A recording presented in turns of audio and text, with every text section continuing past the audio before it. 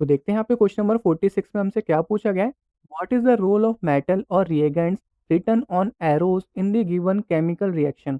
तो हमें जो यहाँ पे नीचे रिएक्शन दे रखा है उसमें हमें यहाँ पे मेटल या रिएजेंट दोनों में से किसी का रोल बताना है कि वहाँ पे वो क्या कर रहे हैं। तो पहले वाले जो पार्ट में निकल है वो यहाँ पे क्या काम कर रहा है, एज ए कैटलिस्ट काम कर रहा है।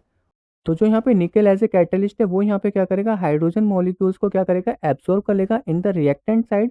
उसके बाद वो यहाँ पे क्या करेगा, हाइड्रोजन एटम्स को क्या करेगा, अटैच कर देगा इन द एल्कीन साइड। तो यहाँ पे कितने हाइड्रोजन एटम्स है, 2 हाइड्रोजन एटम्स है। और वो यहाँ पे इसने अटैच कर दिया, यहाँ पे डबल बॉन्ड लग रहा था इस वाले कार्बन पे और इस वाले कार्बन पे, दोनों पे हमारा यहाँ पे क्या आ गया, हाइड्रोजन हाइड्रोजन एटम आ गए।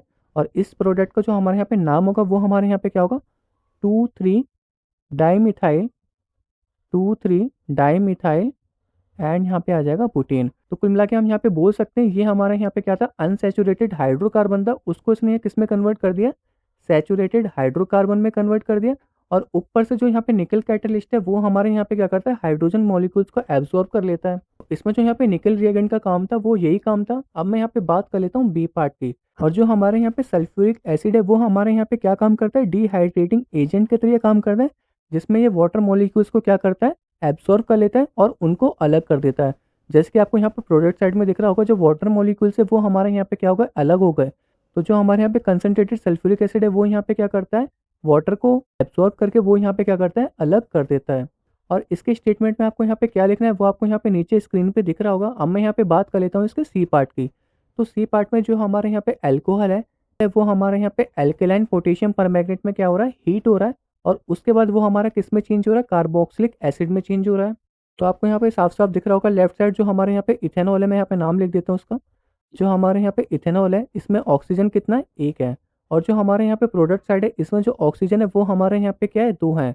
तो इसका मतलब जो हमारे यहाँ पे एल्केलाइन पोटेशियम परमैंगनेट है ये हमारे यहाँ पे किसका काम करेगा, ऑक्सीडाइजिंग एजेंट्स का काम करेगा। किसका काम करेगा, ऑक्सीडाइजिंग एजेंट्स का काम करेगा। और इसके बाद हमारे यहाँ पे जो होगा वाटर वो अलग से रिलीज हो जाएगा।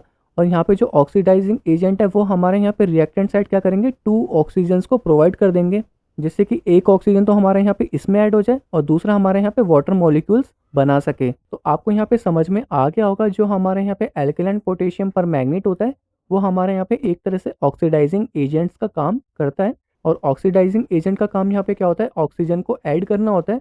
तो जिससे कि आपको यहाँ पे दिख रहा होगा प्रोडक्ट साइड जो हमारा एक ऑक्सीजन है वो हमारे यहाँ पे क्या हो गया, इंक्रीज हो गया है। तो आपको इन स्टेटमेंट्स में क्या लिखना है वो आपको यहाँ पे नीचे दिख रहा होगा। होप आपको ये क्वेश्चन का आंसर भी समझ में आ गया होगा। अब हम चलते हैं अपने नेक्स्ट क्वेश्चन की तरफ।